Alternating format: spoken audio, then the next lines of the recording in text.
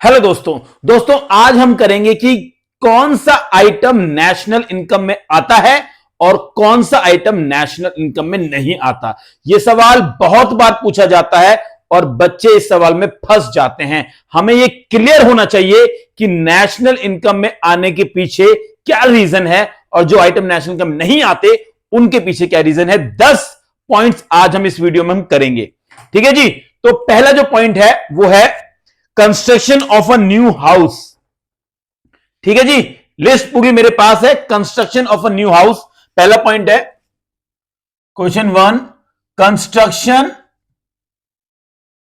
Construction of a new house. ठीक है जी, ये बता रहा है कि एक नया घर बनाया गया है। अब बताइए कि ये जो नया घर है ये नेशनल इनकम में आएगा या नहीं आएगा। तो देखिए इसका आंसर कैसे लिखेंगे। यहां लिखेंगे आंसर। तो सबसे पहले इसका आंसर तो भैया ये कि यस, ये नेशनल इनकम में आता है। Yes, it is included in national income. It is included in national income. National income. अब आपको रीजन भी बताना पड़ेगा। अगर रीजन नहीं बताया तो मार्क्स नहीं मिलेंगे, ऐसा सीबीएसई की गाइडलाइंस है। नो रीजन नो मार्क्स, क्योंकि गैस वर्क का मार्क्स नहीं मिलता है। तो yes, it is included in national income as, क्योंकि देखो आपने नया हाउस बनाया है तो आपने कंस्ट्रक्शन किया है, आपने कैपिटल फॉर्मेशन किया है। ये कैपिटल फॉर्मेशन का पार्ट है। As it is a part of capital formation. और नया घर बनाने से जो देश के अंदर गुड्स एंड सर्विसेज हैं उसके फ्लो में वृद्धि हुई है, उसका फ्लो बढ़ गया है। तो लिखेंगे it is a part of capital formation and it adds to the flow of goods and services. ये इसका पूरा आंसर माना जाएगा। Yes, it is included in national income. और ये मैंने बता दिया कैपिटल फॉर्मेशन का पार्ट है। कैपिटल फॉर्मेशन को हम इन्वेस्टमेंट भी बोल सकते हैं। ये कैपिटल फॉर्मेशन यहां लिखा है ना, तो इसको इन्वेस्टमेंट भी बोल सकते हैं।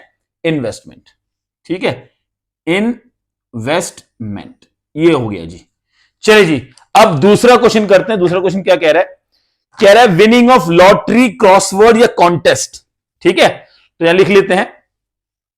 क्वेश्चन 2 कह रहा है winning of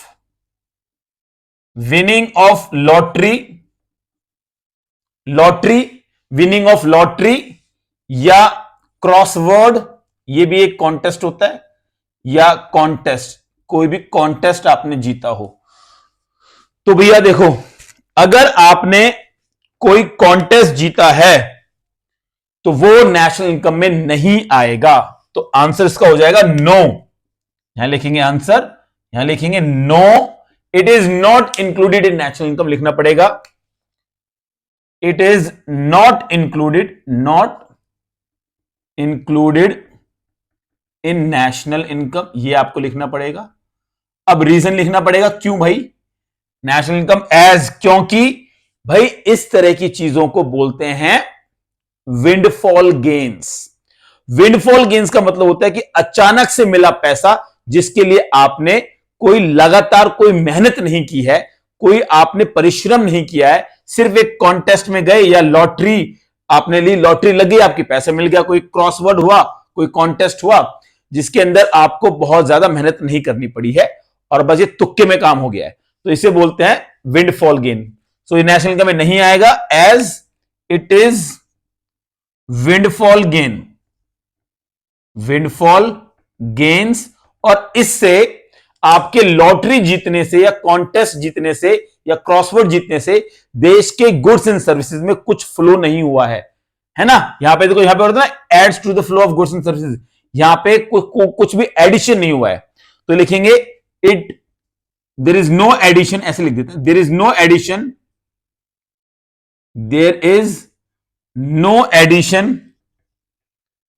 addition to the flow of goods and services, and services. चलो भाई, दो हमने कर लिए हैं, ठीक है। तीसरा भी यहां पे आ जाएगा, तीसरा भी करते हैं। तीसरा जो पॉइंट है क्वेश्चन नंबर 3, वो लिखा हुआ है इसमें, परचेज बाय फॉरेन टूरिस्ट। ठीक है जी, परचेज बाय फॉरेन टूरिस्ट, ये आपका क्वेश्चन है। तो बताओ भाई आएगा नहीं आएगा। देखो, फॉरेन टूरिस्ट यानी कि विदेशी सैलानी जो विजिट किया उन्होंने, वो इंडिया में आए हैं, इंडिया में घूमे फिरे हैं और इंडिया में उन्होंने कुछ परचेज किया है। अब परचेज, मान लो कोई एक मूर्ति उनको पसंद आ गई हो, कोई जो है कुछ कोई आर्ट की चीज उनको कोई पसंद आ गई हो, कोई हैंडीक्राफ्ट उनको पसंद आ गया हो, तो वो उन्होंने खरीदा भारत में, है ना। तो ये नेशनल इनकम में आएगा क्योंकि ये एक्सपोर्ट की तरह ट्रीट किया जाएगा, है ना। हमें मान के चलेंगे कि भैया उन्होंने, मतलब मान ले हमने इसमें यह माना जाता है कि हमने वो गुड जो है एक्सपोर्ट कर दिया विदेश को, या तो हम एक्सपोर्ट कर दें या वो इंडिया में आके खरीद करके ले जाए, हमारा माल विदेश चला गया ना, तो ये एक्सपोर्ट का पार्ट है। और एक्सपोर्ट नेशनल इनकम में आता है, एक्सपेंडिचर मेथड में आता है। अगर आपको हल्का सा याद हो तो एक्सपेंडिचर में ये इंक्लूड होता है ना। नेट एक्सपोर्ट ऐड होता है, याद करो, नेट एक्सपोर्ट ऐड होता है। तो उसमें पहले आंसर लिखेंगे, यस, यस ये आएगा, yes it is included, it is included in national income, as, क्यों? क्योंकि इसको एक्सपोर्ट की तरह ट्रीट किया जाता है, as it is treated as export, इसको एक्सपोर्ट की तरह ट्रीट किया जाता है, जो एक्सपेंडिचर मेथड के थ्रू नेशनल इनकम में आएगा, as export which is included in expenditure method, which is included in expenditure method। ठीक है जी, ये जी 3 पॉइंट हमने कर लिए हैं। अब हम आगे चलते हैं, इनको मिटा देते हैं। चल जी, ये मैंने मिटा दिए हैं। आप बेटा साथ साथ नोटबुक लेके, पेन लेके इसको नोट करते रहना। ये बहुत इंपॉर्टेंट टॉपिक आज हम कर रहे हैं। नेशनल इनकम में ये चीजें जरूर पूछी जाती है क्वेश्चंस में। ठीक है जी, अब हम आगे चलते हैं। अगला जो क्वेश्चन है वो लिखा हुआ है इसके अंदर, free medical facilities by the employer. Question number 4 कह रहा है, free medical services by employer. समझना ध्यान से, बहुत इंपॉर्टेंट है। मालिक, आपका मालिक है जो आपको फ्री मेडिकल सर्विस दे रहा है। मेडिकल सर्विस का मतलब, आप बीमार हो गए और आप हॉस्पिटल में एडमिट हो गए तो सारा खर्चा मालिक साहब उठा रहे हैं, है ना। होता है ना ऑफिस में मेडिकल क्लेम मिलता है, मेडिक्लेम मिलता है, तो क्या वो नेशनल इनकम में आएगा या नहीं आएगा, आपको यह बताना है। ठीक है जी, तो क्या लिखेंगे इस आंसर लिखेंगे यस, ये आएगा भैया, बिल्कुल आएगा। क्यों आएगा भाई? क्योंकि ये आपके कॉम्पेंसेशन ऑफ एम्प्लॉय का पार्ट है। जो आपको सैलरी मिल रही है वहां से, उसके अंदर ऑलरेडी आपके पैसे काट लिए गए हैं इस चीज के, तो वो आप ही के पैसे में से आपको मिलता है ना। तो ये कॉम्पेंसेशन ऑफ एम्प्लॉय का पार्ट है, जो कि जो है, जो जब आप सर्विस ज्वाइन करते हो तो कॉम्पेंसेशन जो आपको मिलता है उसी में ये पार्ट है। ओके जी, बहुत बढ़िया। तो yes it is included, yes it is included in national income,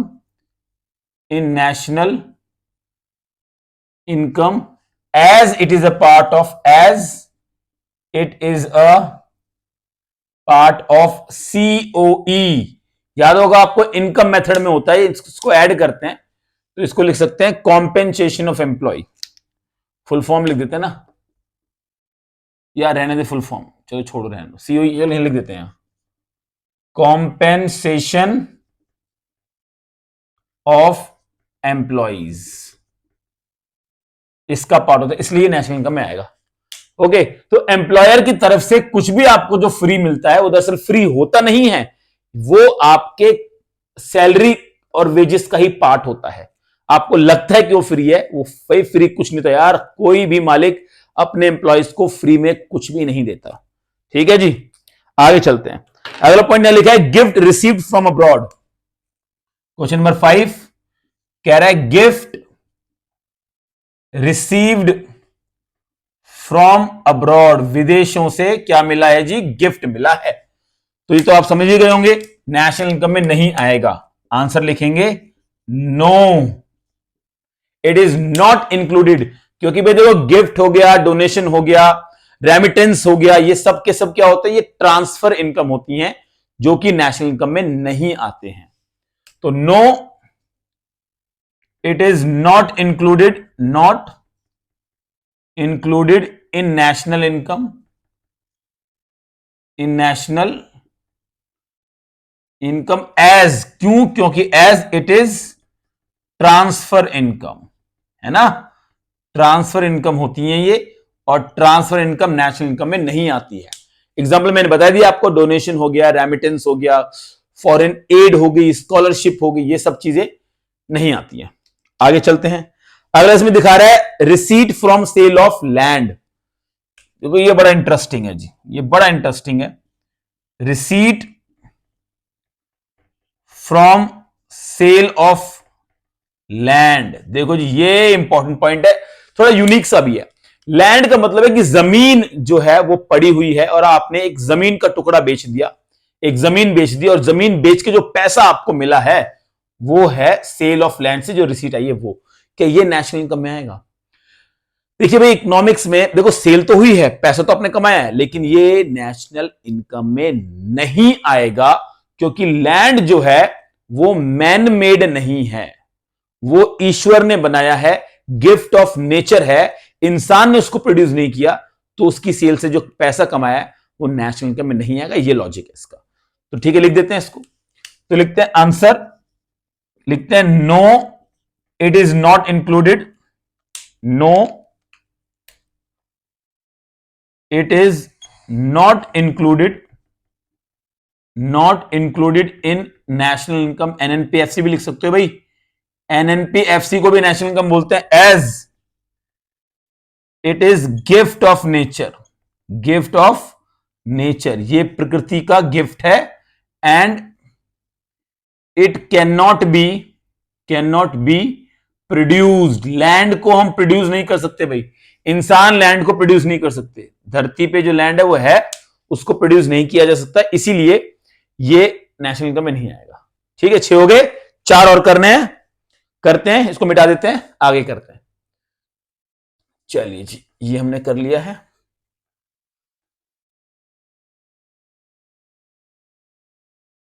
चलिए जी, आगे चलते हैं हम लोग। तो क्वेश्चन नंबर 7 करना है जी, क्वेश्चन नंबर 7, और ये हमारे पास है commission on sale of second hand good, commission on sale of second hand goods, commission on sale of second hand goods. तो भाई देखो, ये क्या है, ये वाला जो पॉइंट है वो ये कह रहा है कि आपने सेकेंड हैंड गुड्स को बेचा है, उस पर कमीशन कमाया है, सेकेंड हैंड गुड्स को बेचने पे कमीशन कमाया है।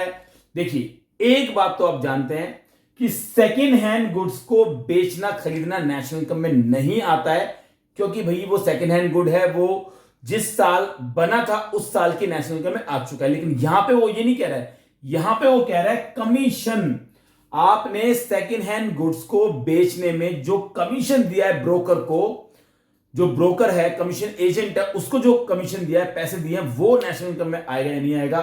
तो इसका आंसर होगा यस, वो आएगा। यहां पे हम लिखेंगे यस, यस। अब भाई क्यों आएगा? भाई देखो, सेकेंड हैंड गुड्स में कोई प्रोडक्शन एक्टिविटी नहीं हुई है, लेकिन जिस ब्रोकर ने ये डील करवाई है उसने तो अपना काम किया ना भाई, दौड़ धूप उसने तो की है, एक पार्टी को दूसरी पार्टी से मिलवाया है, उसने तो अपना काम किया है ना, तो वो नेशनल इनकम में आएगा, क्योंकि भाई उसकी फैक्टर इनकम है यार, ब्रोकर की फैक्टर इनकम है ये। तो yes, it is included, yes it is included, yes it is included as it is a factor income of, factor income of the broker, जो ब्रोकर है उसकी फैक्टर इनकम है, इट इज इंक्लूडेड, ये national income में आएगा। Okay भाई, बहुत बढ़िया। आगे चलते हैं, क्वेश्चन नंबर 8 पे चलते हैं। जो क्वेश्चन 8 है वो कह रहा है, हाँ ये इंटरेस्टिंग है काफी, milk purchase by a sweet shop to make milk cake. Milk purchase by sweet shop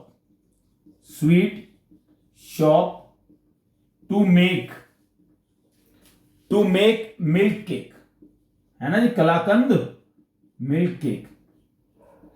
तो भाई कलाकंद बनाने के लिए स्वीट शॉप ने यानी कि हलवाई की दुकान ने दूध खरीदा है, तो क्या ये नेशनल इनकम में आएगा? नहीं आएगा, क्योंकि दूध जो है यहां पे इंटरमीडिएट गुड है, फाइनल गुड नहीं है।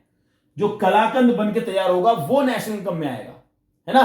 कलाकंद नेशनल इनकम है क्योंकि वो एकदम से फाइनल प्रोडक्ट है, फाइनल गुड है। लेकिन फाइनल प्रोडक्ट को बनाने के लिए जितने भी गुड्स का इस्तेमाल करते हैं उनको इंटरमीडिएट गुड बोलते हैं और वो नेशनल इनकम में नहीं आते हैं। ठीक है, तो इसका आंसर क्या होगा? No, it is not included. No, it is not included in national income, NNPFC. एक ही बात है, एनएनपीएफसी बोलो नेशनल इनकम बोलो, एक ही बात है। As it is intermediate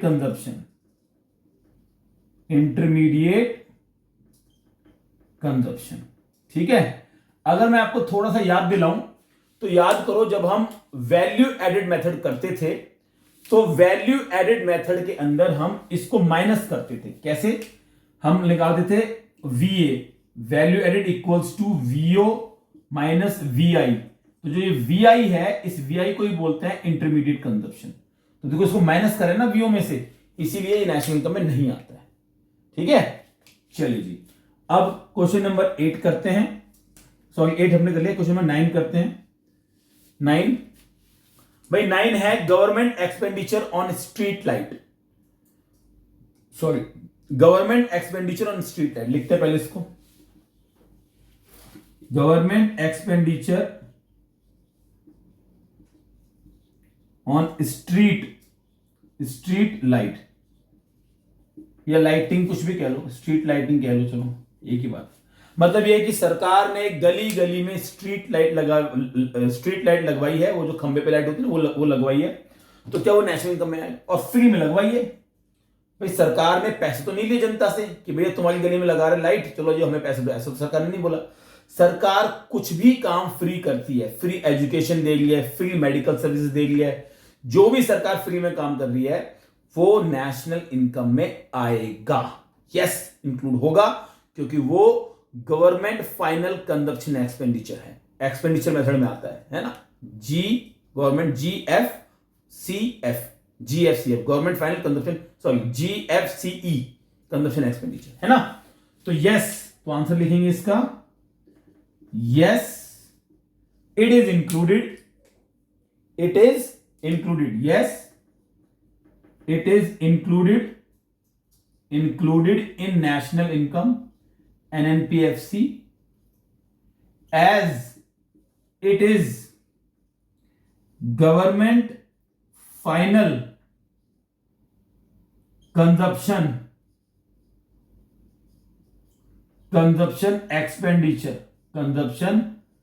expenditure। तो GFCE ये होता है, तो ये नेशनल इनकम में आएगा थ्रू एक्सपेंडिचर। ठीक है, थ्रू एक्सपेंडिचर मेथड, ब्रैकेट में लिख सकते हो थ्रू, बताना पड़ेगा भी कैसे आएगा, थ्रू एक्सपेंडिचर मेथड के थ्रू आएगा। ये बात होगी भाई। ओके, चलिए जी, अब है लास्ट सबसे इंपॉर्टेंट। बहुत सारे क्वेश्चन पेपर में ये बात आती है जो हम अभी करने वाले हैं। क्वेश्चन नंबर 10 है, वो काफी इंपॉर्टेंट है, वो आता ही आता है पेपर के अंदर, कई बार पूछा गया और कई स्कूल्स के पेपर में देखा है मैंने, जो कई सारे स्कूल्स हैं उनके पेपर में वो आता ही आता है। तो नंबर 10 करते हैं, थोड़ा उसको समझाना भी पड़ेगा, है ना। क्वेश्चन नंबर 10 कर रहे हैं, और वो है नेशनल डेट इंटरेस्ट, है ना। ये है नेशनल डेट इंटरेस्ट, ये हमारा टॉपिक है। नेशनल, अच्छा नेशनल नहीं लिखा, नेशनल लिख दिया, नेशनल डेट इंटरेस्ट। कई बच्चों को पता ही नहीं होता कि होता क्या है, तो सबसे पहले पता करते हैं कि है क्या चीज। देखिए जी, तो सबसे पहले बताते हैं इंटरेस्ट।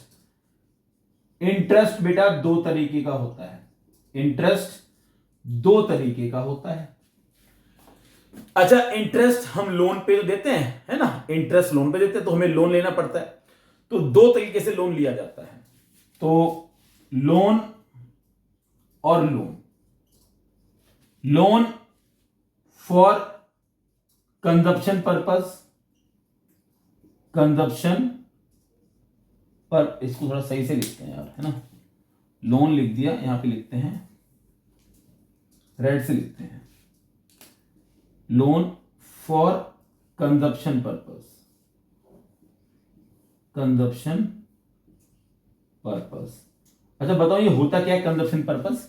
इसका मतलब यह है कि लोन इस चीज के लिए लिया जा रहा है, जैसे आपने घर में, आप अपने घर में गाड़ी खरीद के लेके आते हो, है ना, अपने घर में आप एसी लगवाते हो, या अपने घर में आपने कुछ भी इन्वेस्टमेंट की है छोटी मोटी, जिसका पर्पस कंजप्शन है, बिजनेस पर्पस नहीं है, कंजप्शन पर्पस है, उसके लिए आपने लोन लिया हुआ है। ठीक है जी। और एक होता है for investment purpose, for investment purpose. Investment purpose होता है ऑफिस के लिए, बिजनेस करने के लिए। जैसे एक टैक्सी ड्राइवर ने अपनी टैक्सी को खरीदने के लिए लोन लिया है, तो भाई टैक्सी ड्राइवर ने पर्सनल यूज के लिए तो नहीं लिया, अपने बिजनेस करने के लिए लिया है ना, टैक्सी पे लोन, तो वो कहलाएगा इन्वेस्टमेंट पर्पस। तो लोन को पहले कैटेगराइज करना पड़ेगा कि लोन किस लिए लिया गया है, कंजप्शन पर्पस के लिए लिया गया है या इन्वेस्टमेंट पर्पस के लिए लिया गया है ना। अब यहां से असली बात शुरू होती है कि अगर लोन कंजप्शन पर्पस के लिए लिया गया है तो इसका इंटरेस्ट नेशनल इनकम में नहीं आएगा, और अगर लोन इन्वेस्टमेंट पर्पस के लिए लिया गया है तो इसका इंटरेस्ट नेशनल इनकम में आएगा। ये बात है जी। तो ये कहानी है इंटरेस्ट की। अब ये वाला कौन सा इंटरेस्ट है, नेशनल डेट इंटरेस्ट। इस इंटरेस्ट का मतलब है loan taken by government from public for consumption purpose, है ना। इसका मतलब ये है लोन, डेट का मतलब लोन हो गया, loan taken by government from public for consumption purpose. ये हुई ना बात। तो ये होता है। अब आप बताओ, आप खुद ही बताओ, क्या इसका ये आएगा नेशनल इनकम में? नहीं आएगा, क्योंकि कंजप्शन पर्पस के लिए लोन लिया गया। यस, गवर्नमेंट पब्लिक से लोन लेती है, वो हमने कई बार इसको डिस्कस भी किया हुआ है, ठीक है। तो ये नेशनल इनकम में नहीं आएगा, क्योंकि कंजप्शन पर्पस कंजप्शन है। तो इसमें क्या लिखेंगे आंसर में? No, it is not included in national income. No, it is not included, it is not included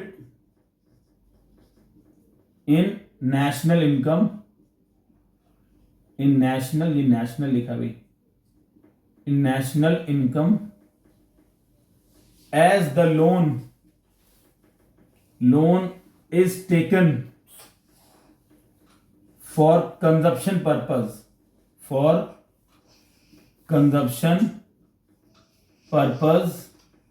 by the government,